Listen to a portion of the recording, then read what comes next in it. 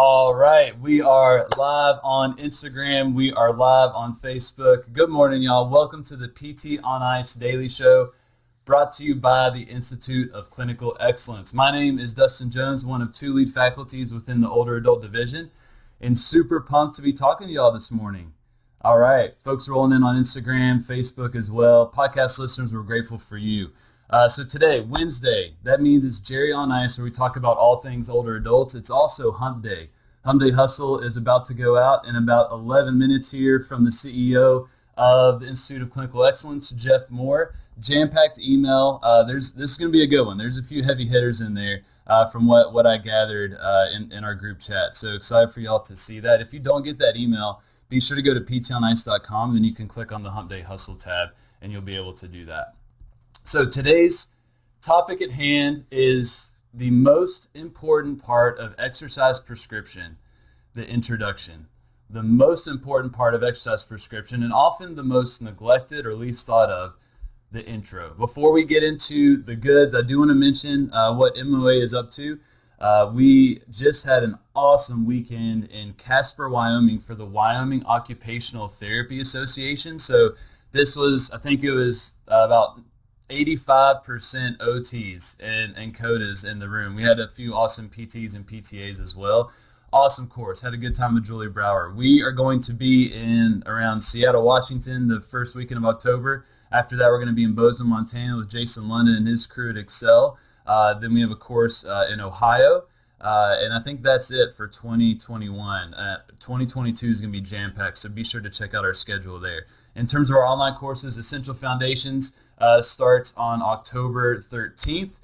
We are about 50% capacity, and at this point, that's likely going to sell out. And then Advanced Concepts, for those that have already taken Essential Foundations, that starts October 20th. Also, I got to give a shout out to Lindsay Huey, headed down to Nashville this weekend to check out Extremity Management. I'm super, super pumped for that. That course is sold out, so y'all can't get a seat there, but I'll tell y'all about it. It'll be a good time. I'm excited for it. All right, let's talk about the most important part of exercise prescription in the intro. So the reason we're talking about this today is we had a lot of really great conversations with our OT colleagues in Casper, Wyoming this past weekend, where we talk about a lot of concepts that in theory are great. They are very, it makes sense, right, to do some of these things, especially when we talk about exercise and proper dosage. And for most older adults, it's typically a higher intensity, more, functional activities are going to translate into their day-to-day life. That all makes sense, right? And we know it's good and we want to do it. However, can be very challenging when you're actually in front of a real-life human being and you're trying to introduce these types of activities. Jeff Moore spoke to this in terms of lifestyle behaviors really well yesterday. Which I was not aware that was his topic, but you need to check out that episode because he talks a lot about selling these really tough drugs of lifestyle modifications. And exercise, sometimes we can throw that in the bucket, but I do think that we have somewhat of a reputation of getting people moving to some extent. Granted, that movement is not, in the world of Jerry, is typically not at a threshold of actually getting any type of adaptation, and sometimes, usually, could be considered a waste of time and even malpractice. However, a lot of the patients that we work with do expect to be doing some type of exercise. So we want to be very, very thoughtful of how we introduce this, because we want to really think about the long haul and how we can change behavior and how we can probably get people to be doing things a little bit differently than what they have done before. So the way I like to think about this, we're going to break this down into the 4 S's, all right? The 4 S's. The first one is sell, 2 is set, 3 is select, 4 is success. And we're going to go through each one of these. So the first one is selling. I would listen to Jeff Moore's episode yesterday about 5 or 6 times to hear kind of his perspective on trying to sell lifestyle behaviors. But when it comes to exercise, I don't think we have as many barriers to trying to sell exercise to many of our patients. The challenge, though, is when we try and sell exercise in and of itself. That usually is not going to be very, very helpful or effective for many folks that we're working with. So instead of trying to sell the exercise program that we are trying to do, what we really want to focus on is selling the benefits of the exercise? What are the benefits? Why is this going to change their lives? And for the vast majority of older adults that we're going to be working with, the benefit is that ultimately we're going to make their life easier. Many folks, if you've been around ICE for any period of time or taken any of the MMOA courses, is that 1 rep max living is a very, very common scenario for many folks that we're working with, to where common activities of daily living, things that they need to be able to do, are almost 100% max effort for these folks. And they're having to do it dozens and dozens of times. That is freaking exhausting for people.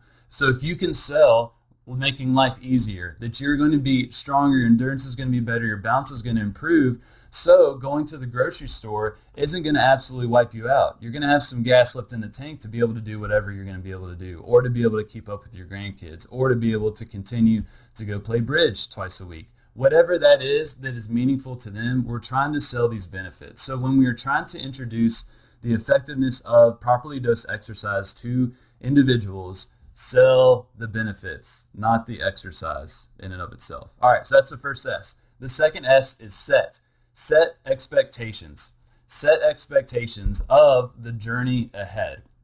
Many individuals perceive exercise and starting to partake in some type of program is kind of like a one-off event, almost like physical therapy, right? People think, oh, I went and got physical therapy for a set period of time, depending on, your particular setting, and then they were done, and that was it.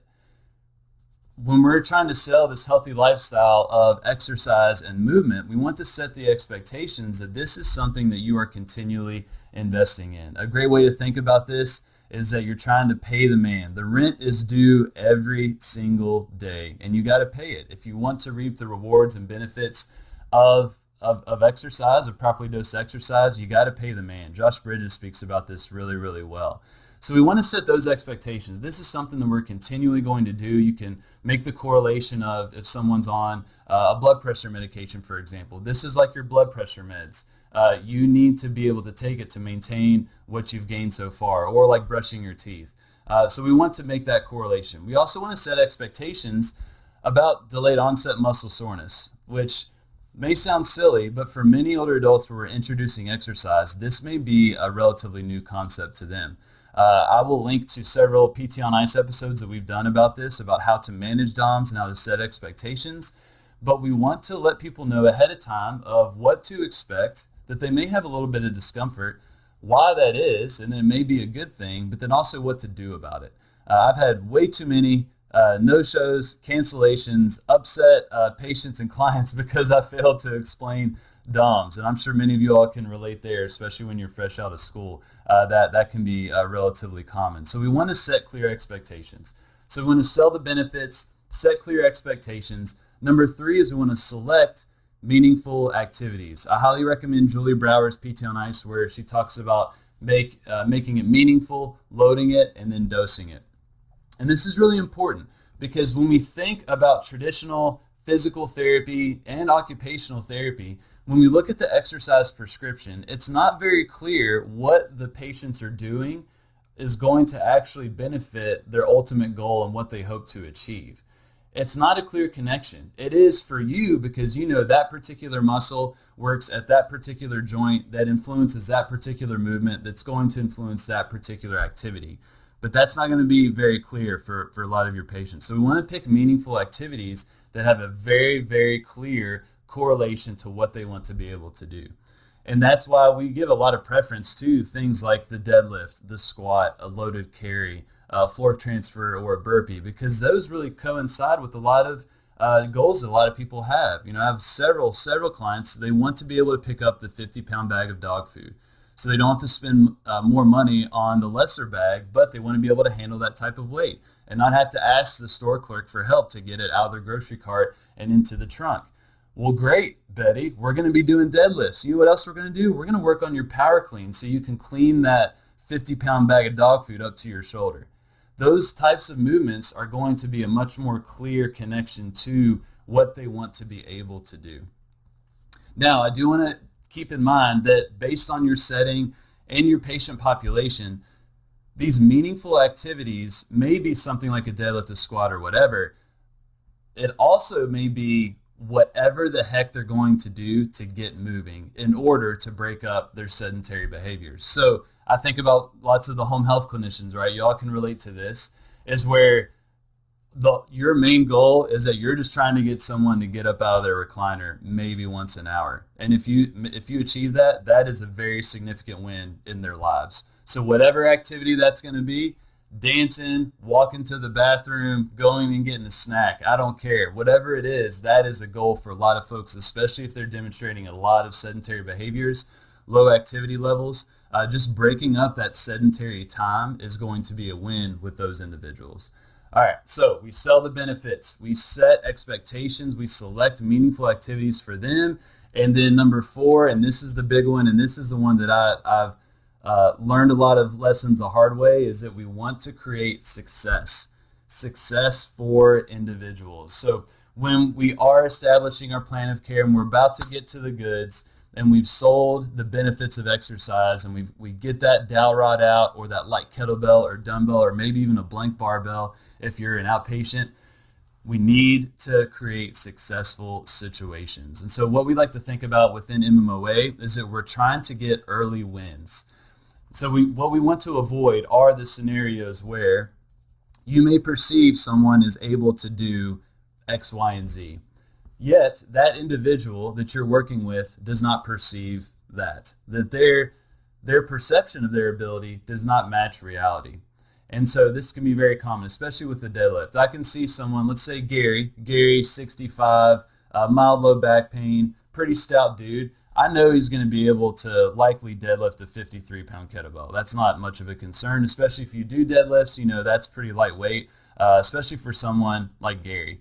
However, Gary probably doesn't think he can pick up 20 pounds off the ground. His perception does not match reality. And so if I start at a 53-pound deadlift, for example, even though I know that's a very low load for him, and he does not have a good experience, or he's not able to do it, or he may have a little bit of irritability, that is not a great way to start our journey of exercise. I did not get that early win, and I've likely hurt our trust just a little bit.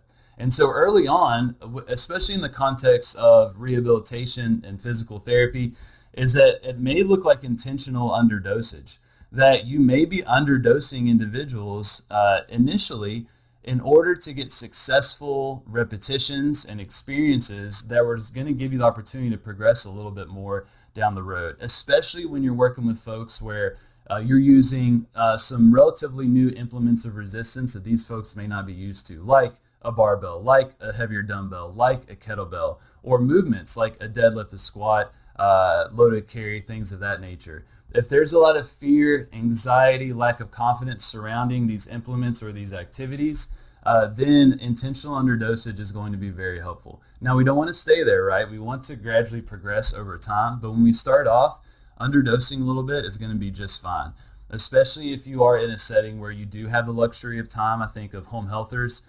You get a significant period of time with individuals, which is great. If you're in the context of fitness, you have a lot of time.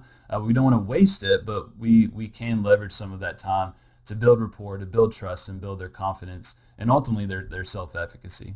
So that's how we're thinking about this. Get those early W's, and then you're off to the races from there. But that doesn't happen if we're not able to sell the benefits of exercise, if we're not able to set clear expectations, if we're not able to select meaningful activities, and if we don't have successful events right out the gate, it's going to be pretty tough to get to a point where we're properly dosing individuals and helping them achieve goals that they thought were impossible.